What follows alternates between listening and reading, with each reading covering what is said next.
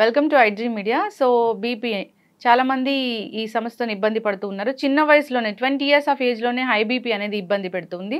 అసలు ఎందుకు ఈ సమస్య ఇంతలా వస్తుంది?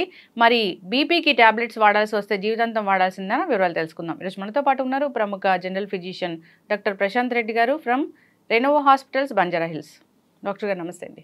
నమస్కారం అండి. డాక్టర్ గారు, జనరల్‌గా హై బీపీ సో ఒకప్పుడంటే 40-50 ఏళ్లలో చూసేవాళ్ళము. ఇప్పుడు అలా కాదు, 20 ఇయర్స్ ఆఫ్ ఏజ్ నుంచి చూస్తూ ఉన్నాము.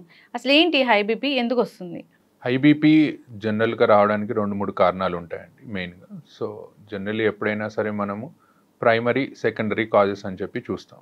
సో జనరల్గా ఎసెన్షియల్ కాజెస్, ప్రైమరీ కాజెస్ ఏంటంటే మనం ఏదైతే మనం మాడిఫై చేసుకోగలుగుతామో, లైక్ మన ఒబిసిటీ కానివ్వండి, మన తినే లైఫ్ స్టైల్స్ కానివ్వండి, హై షుగర్స్, ఇలా మనం మాడిఫై చేసుకునే వాటిని మనం మాడిఫైయబుల్ రిస్క్ ఫ్యాక్టర్స్ అంటాం.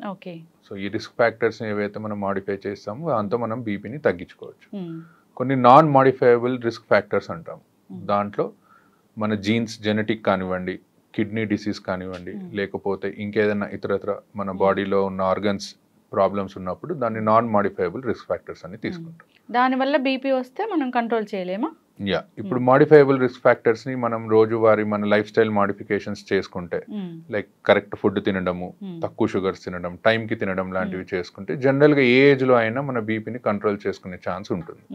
అదే మన జెనెటిక్ ఫ్యాక్టర్స్ లేదా ఏదైనా ఆర్గన్ డిసీజ్ వల్ల వచ్చేవి మాత్రం దానికి సంబంధించిన మెడిసిన్స్ వాడి దాని పరంగా మనం తగ్గించుకోవడం జరుగుతుంది. ఓకే, అంటే ఇప్పుడు మాడిఫైబుల్ రిస్క్ ఫ్యాక్టర్స్ అంటాము. సో దాని వల్ల వచ్చే బీపీని మనం పూర్తి స్థాయిలో తగ్గించుకోవచ్చు, టాబ్లెట్స్ కూడా మానేయొచ్చా? మోస్ట్ ఆఫ్ ద టైమ్స్ అండి. ఇప్పుడు యంగ్ పీపుల్ జనరల్గా ఇప్పుడు మనం తీసుకుంటే ఎక్కువగా లేటెస్ట్గా 30 నుంచి 35 ఇయర్స్ వాళ్ళకు కూడా హై బీపీ లాంటివి చూస్తూ ఉంటాం. దానికి మెయిన్ కారణం మన లైఫ్ స్టైల్ అండి. అంటే హై కార్బోహైడ్రేట్స్ లేకపోతే ఫ్యాట్ ఉన్న ఫుడ్ ఎక్కువగా తినడము, అసలు ఎక్సర్సైజ్ అనేది చేయకపోవడము, ఇలాంటి హై సాల్ట్ ఫుడ్ తీసుకోవడం. సో ఇవన్నీ మనం కట్ డౌన్ చేసుకుంటే 100లో 90% of the people definitely tablet లేకుండా ఉండొచ్చు. ఓకే, ఎస్ డాక్టర్ గారు. సో ఈ ఏదైనా కిడ్నీ ఇష్యూస్ వల్ల లేదా ఇతర ఆర్గన్ డ్యామేజ్ అవ్వడం వల్ల లేదా జెనెటికల్గా అన్నారు, అది వచ్చింది. సో వాళ్ళు లైఫ్ స్టైల్ చేంజ్ చేసుకున్నారు. సో బీపీ అనేది కంట్రోల్లో ఉంటుందా? పూర్తి స్థాయిలో తగ్గించుకోవడానికి ఛాన్స్ అనేది ఉండదా?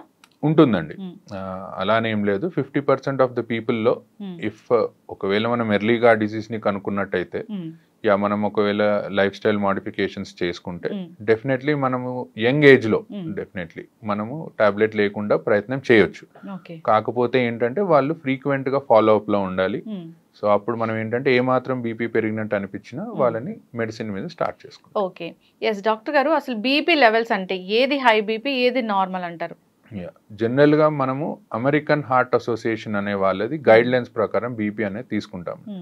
సో అందులో ఎప్పుడైనా 120/80 అంటే మనం అందరం బీపీ చూసి వాల్యూ చెప్తూ ఉంటారు. పైంది సిస్టాలిక్ అని, కింది డయాస్టాలిక్ అని అంటాము. సో 120/80 కంటే ఎక్కువ వెళ్తుంది అంటే పేషెంట్కి బీపీ వచ్చే లక్షణాలు స్టార్ట్ అవుతున్నాయని అర్థం. సో 140/80 కంటే ఎక్కువ వెళ్ళింది అనుకోండి, కంపల్సరీ దాన్ని మనం బీపీ కిందే పరిగణిస్తాం. ఈ మధ్యలో 120 నుంచి 130 మధ్యలో, 130 నుంచి 140 మధ్యలో ఉన్న వాళ్ళని స్టేజ్ 1, స్టేజ్ 2 కింద పరిగణించి వాళ్ళకి మెయిన్గా ఈ లైఫ్ స్టైల్ మాడిఫికేషన్స్ చేసుకోండి, మీకు టాబ్లెట్స్ అవసరం లేదు అని చెప్తాం. 140/80 కంటే ఎక్కువ ఉన్న వాళ్ళకి మాత్రం టాబ్లెట్స్ వాడమని స్టార్ట్ చేయమని చెప్తాం. ఓకే, కొందరికి ఓన్లీ డయాస్టాలిక్ మాత్రమే ఎక్కువగా ఉంటుంది కదా డాక్టర్ గారు, అది డేంజర్ అంటారా? డయాస్టాలిక్ జనరల్గా ఎక్కువయ్యేది మన లోపల ఏదన్నా ప్రాబ్లం ఉన్నప్పుడు అవుతుందండి. మెయిన్గా ఈ కిడ్నీ డిసీజెస్లో, లేకపోతే థైరాయిడ్ ఉన్న వాళ్ళలో, ఇలాంటి వాళ్ళు ఒబిసిటీ ఉన్న వాళ్ళలో, లేదా sleeping disorders problem, obstructive sleep apnoea అంటారు, ఇలాంటి వాళ్ళలో జనరల్గా మనం డయాస్టాలిక్ బీపీ కూడా ఎక్కువ అవడం చూస్తుంటాం. It's more dangerous than this systolic BP ఎక్కువ. సో దానికి కంపల్సరీ మెడిసిన్ వాడాల్సిందే. ఓకే, డయాస్టాలిక్ ఎక్కువ ఉన్నప్పుడు డయాస్టాలిక్ 90 కంటే ఎక్కువ ఉంటే మేము డెఫినెట్లీ ఫస్ట్ మెడిసిన్ అడ్వైస్ చేస్తాము, ఆ లైఫ్ స్టైల్ మాడిఫికేషన్స్ తో పాటు. ఒకవేళ తగ్గుతుంది అనుకుంటే మెల్లిగా మెడిసిన్ ని డిస్కంటిన్యూ చేస్తాం. ఓకే డాక్టర్ గారు, అసలు ఈ బీపీ 140/80 ఉంది. సో అలాంటి వాళ్ళు ఉప్పు ఎక్కువగా తినడం లేదా కొన్ని రకాల ఆహార పదార్థాలు ఎక్కువగా తినడం వల్ల బీపీ ఫ్లక్చువేట్ అవుతుంది, హై అవుతుంది అంటారు. సో అవి ఏంటంటారు?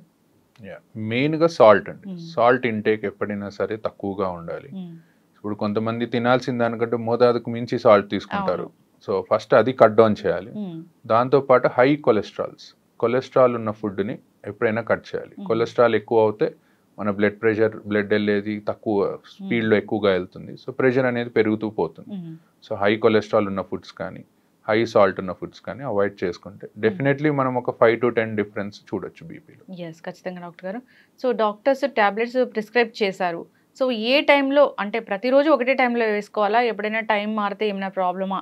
సో టాబ్లెట్ వేసుకున్నామా లేదా అని మర్చిపోయి ఇంకో టాబ్లెట్ వేసుకుంటే ఏం జరుగుతుంది? జనరల్గా మన బాడీకి ఒక లైఫ్, మనకి ఎలా అయితే లైఫ్లో ఒక క్లాక్ లాగా ఉంటుందో మన బాడీకి కూడా ఒక క్లాక్ ఉంటుందండి. ఆ క్లాక్ ప్రకారమే మన హార్మోన్స్ రిలీజ్ అవ్వడము, మరి పనిచేయడం లాంటివి ఉంటాయి. సో అందుకే జనరల్గా either mornings or evenings we advise. So either morning before 9 o'clock అట్లా లేదా 10 o'clock లోపు, ఈవినింగ్స్ అది అడ్వైస్ చేస్తాం. సో టైం ప్రకారం తీసుకుంటే ఏంటంటే మన బాడీకి సర్కేడియన్ రిథమ్ అని ఉంటుంది, దానికి బాడీకి అడ్జస్ట్ అయ్యి టాబ్లెట్ సరిగ్గా పనిచేస్తుంది. టాబ్లెట్ సరిగ్గా తీసుకోకపోవడం అంటే కొంతమంది ఒక రోజు తీసుకుంటారు, 2 రోజులు తీసుకోరు, మళ్ళీ తీసుకుంటారు. సో దానివల్ల మోర్ డేంజర్ దాని టాబ్లెట్ తీసుకోకపోవడం.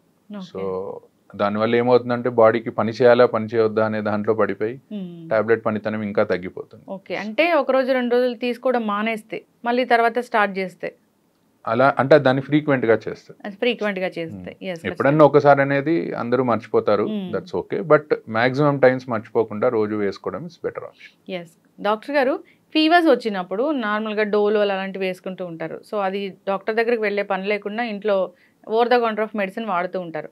సో హై బీపీ ఉన్నవాళ్ళు ఇలాంటి డోలోలు వేసుకోవచ్చా? సో అలాంటప్పుడు బీపీ టాబ్లెట్ వేసుకోవచ్చా లేదా? సో జనరల్గా బీపీలో 2 types చూస్తామండి.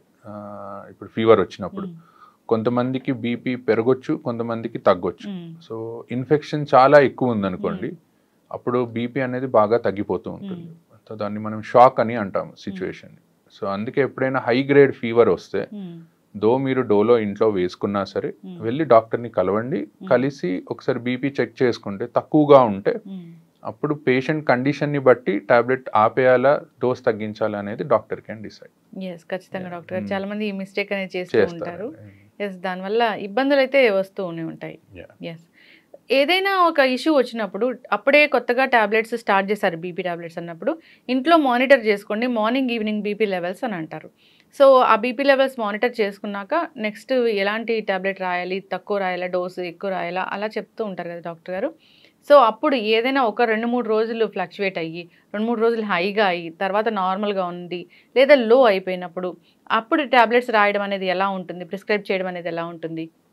జనరల్గా ఎవరికైనా ఫస్ట్ టైం బీపీ వచ్చినప్పుడు అండి, ఎక్కువగా యంగ్ ఏజ్ వాళ్ళకి, let's take less than 50 years young age వచ్చిన వాళ్ళకి మేము ఏం చెప్తామంటే దేర్ ఇస్ హై ఛాన్స్ మన లైఫ్ స్టైల్ మార్చుకొని ఇలా చేసుకొని మనం బీపీ తగ్గించుకోవచ్చు అని. అండ్ ఒక్కొక్కసారి డాక్టర్ దగ్గరకు వచ్చినప్పుడు రీడింగ్ అనేది ఎక్కువ రావచ్చు, వైట్ కోట్ హైపర్ టెన్షన్ అంటాము, అంటే డాక్టర్ని చూడగానే బీపీ అనేది పెరుగుతూ వెళ్తుంది. సో అలాంటి వాళ్ళకి ఏం చెప్తామంటే మీరు ఒక 3 to 5 days 2 times in a day check చేసుకోండి రీడింగ్స్ అని. సో కన్సెక్యూటివ్ రీడింగ్స్ అండి, అంటే 3 consecutive రీడింగ్స్ 3 సార్లు ఎక్కువ వచ్చాయనుకోండి డెఫినెటివ్గా టాబ్లెట్ స్టార్ట్ చేస్తాం. సో 3 సార్లు కాకుండా ఒకసారి వచ్చింది మిగతా 2 times తక్కువ వచ్చింది అలా అనుకుంటే first life style modifications advice చేస్తాం. ఎస్, ఖచ్చితంగా డాక్టర్ గారు. సో బీపీ మిషన్స్ చాలా డిజిటల్ మిషన్స్ వచ్చాయి. సో వాటిలో చెక్ చేసుకుంటే వచ్చేది కరెక్ట్ వాల్యూ అయినా నార్మల్గా డాక్టర్ దగ్గరికి వెళ్ళినప్పుడు వేరే బీపీ మిషన్ ఉంటుంది, అది కరెక్టా? సో ఎట్లా అంటారు? ఎలక్ట్రానిక్ మిషన్స్కి మేము చూసే మిషన్స్కి ఏంటంటే మెర్క్యూరీ ఉంటుందండి మేము చూసే మిషన్స్లో, it's much more accurate. Electronic మిషన్స్లో ఒక 5 mm వరకు డిఫరెన్స్ ఉంటుంది, బట్ మెయిన్గా మిషన్ కంటే ఎక్కువ చూసే పొజిషన్ అండి, చూసే పొజిషన్, చూసే టైమ్. సో ఎప్పుడైనా సరే బీపీ మిషన్ అనేది మన లెవెల్ ఆఫ్ హార్ట్ దగ్గరికి ఉండాలన్నమాట. సో ఎవరన్నా కూర్చొని బీపీ చూసుకుంటున్నారు అనుకుంటే బీపీ మిషన్ ఒక టేబుల్ మీద పెట్టి మన హార్ట్ లెవెల్లో ఉండేటట్టు, పడుకున్నప్పుడు మన పక్కన హార్ట్ లెవెల్లో ఉండేటట్టు చూసుకోవాలి. సో అలా చూసుకుంటే 90% ఆఫ్ ద టైమ్స్ రీడింగ్స్ కరెక్టే వస్తాయి. అండ్ మీరు అన్నట్టు దీనికి అండ్ మనం ఇంట్లో చూసుకునే ఎలక్ట్రానిక్ మిషన్స్కి ఒక 5 mm వరకు డిఫరెన్స్ ఉంటుంది. అండ్ బోత్ హ్యాండ్స్లో కూడా మీరు ఒకవేళ చూసినా at same time 5 to 10 mm of HG difference అనేది ఉంటుంది. ఎస్, ఖచ్చితంగా డాక్టర్ గారు. ఏదైనా కానీ ఈ బీపీ వచ్చినప్పుడు జాగ్రత్తలు తీసుకోవాలని కోరుకుందాం. చాలామంది ఫాలోఅప్స్ కూడా వెళ్ళరు, సంవత్సరాల తరబడి అదే మందులు వాడుతూ ఉంటారు. సో అలా వాడటం కూడా డేంజరే కదా డాక్టర్ గారు? యా అండి, most important thing is follow up అండి. సో బికాజ్ ఏంటంటే కొన్ని టాబ్లెట్స్ కొన్ని కండిషన్స్లో డిస్కంటిన్యూ చేస్తాం. సపోజ్ ఒక 50-year పర్సన్కి మనం టాబ్లెట్ స్టార్ట్ చేసాం అనుకోండి, బై 60 years వచ్చేసరికి ఆయనకి వేరే ఏదైనా కాంప్లికేషన్ ఏదైనా ఉండొచ్చు. ఏజ్ పరంగా కిడ్నీ ప్రాబ్లం ఉండొచ్చు, డయాబెటీస్ వచ్చి ఉండొచ్చు, హార్ట్ ఇష్యూ వచ్చి ఉండొచ్చు. అలాంటప్పుడు ఆ టాబ్లెట్ కంటిన్యూ చేయాలా డిస్కంటిన్యూ చేయాలా అనేది మేము కండిషన్ని బట్టి మారుస్తూ ఉంటాం. సో ఫ్రీక్వెంట్ ఫాలోఅప్స్, ఎక్కువగా కుదరకపోయినా అట్లీస్ట్ ఒక 3 to 4 monthsకి ఒక్కసారైనా డాక్టర్ని వెళ్ళి కలవడం, ఏం టాబ్లెట్స్ వాడుతున్నారో చూడడం, అండ్ ఫ్రీక్వెంట్గా కిడ్నీ చెకప్ అనేది ఒకటి చేయించుకుంటూ ఉంటే బెటర్. బీపీ ఉంటే కిడ్నీ కూడా ఫెయిల్ అవుతుందని చెప్తారు కదా డాక్టర్ గారు? యా, జనరల్గా ఏంటంటే ఏ బీపీ కానివ్వండి, డయాబెటీస్ కానివ్వండి, మన బాడీలో కిడ్నీని, హార్ట్ని, ఐస్ని ఒకవేళ ఎక్కువగా ఉన్నాయి అనుకోండి లెవెల్స్, డ్యామేజ్ చేస్తూ ఉంటాయి. సో ఇవి లాంగ్ టర్మ్గా బాడీలో మనకి ఎర్లీ ఏజ్లో బీపీ వచ్చినట్టయితే లాంగ్ టర్మ్గా కాంప్లికేషన్స్ వచ్చే ఛాన్స్ ఎక్కువగా ఉంటుంది. కానీ మనం ఫ్రీక్వెంట్గా ఒకవేళ చెకప్ చేయించుకొని టాబ్లెట్స్ సరిగ్గా వాడితే మాత్రం మోస్ట్ ఆఫ్ ద టైమ్స్ ఎవరికి కిడ్నీ డిసీజెస్ అనేవి రావు. బీపీ పేషెంట్స్ని తీసుకెళ్ళినప్పుడు డాక్టర్స్ అడుగుతూ ఉంటారు, బ్లర్ విజన్ ఏమైనా ఉందా మీకు అని. అది ఎందుకు డాక్టర్ గారు? బేసికల్గా హైపర్టెన్సివ్ రెటినోపతి అని అంటామండి. అంటే హై బీపీ ఉండడం వల్ల ఐస్ డ్యామేజ్ అవుతూ ఉంటాయి, ఆ రెటీనా అనేది డ్యామేజ్ అవుతూ ఉంటుంది. అండ్ సో దానికోసం ఏంటంటే ఎవరైనా కొత్తగా బీపీ డయాగ్నోస్ అయిన వాళ్ళు, హై బీపీతో డయాగ్నోస్ అయిన వాళ్ళకి ఫస్ట్ వెళ్ళి ఒకసారి ఐ చెకప్ చేయించుకోమని చెప్తాం. ఎందుకంటే మనకి ఎన్ని రోజుల నుంచి హై బీపీ ఉందనేది తెలియదు, ఎంత డ్యామేజ్ అయిందనేది తెలియదు. సో ఒకసారి చెక్ చేయించుకొని దాని తర్వాత దెన్ వి గో అహెడ్. ఖచ్చితంగా డాక్టర్ గారు జాగ్రత్తలు అయితే తీసుకోవాలని కోరుకుందాం, ఫాలోఅప్కి వెళ్ళాలని కోరుకుందాం డాక్టర్ గారు. సో బీపీ అంటే అదేం చిన్న విషయం కాదు. సో అది కంట్రోల్లో లేకపోతే ఆర్గన్స్ అనేవి డ్యామేజ్ అవుతాయి కాబట్టి జాగ్రత్తలు తీసుకోవాలని కోరుకుందాం. చాలా చక్కటి ఇన్ఫర్మేషన్ అండి, ధన్యవాదాలు. Thank you.